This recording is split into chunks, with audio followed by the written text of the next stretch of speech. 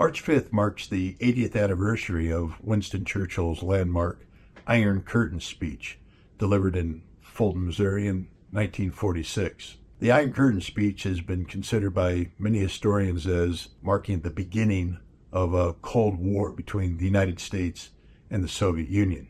But the fact is, the Iron Curtain speech was almost an accident of history, the nexus between the depression of Winston Churchill and the indecision of President Harry Truman.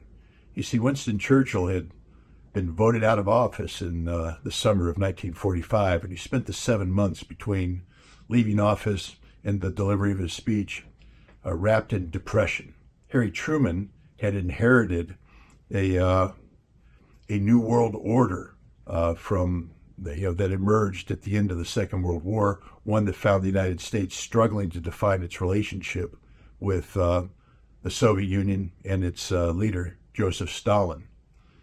In February of 1946, an American diplomat named George Kennan wrote a telegram that's become to be known as the Long Telegram that discussed a speech given by Joseph Stalin earlier that month. This telegram captured the imagination of Washington, D.C., and indeed many of Truman's advisors, and helped shape a dialogue between Truman and Churchill that led to the crafting of the Iron Curtain speech.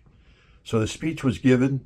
The term the Iron Curtain captured the imagination of American policymakers, and the world found itself in the midst of a Cold War that, frankly speaking, didn't need to happen. Today, we face a similar situation where the United States and Russia are heading down a path of what people are calling a new Cold War. This time it won't work because this is a different world. This isn't a world defined by bipolar realities, but rather more complex, nuanced, multipolar realities.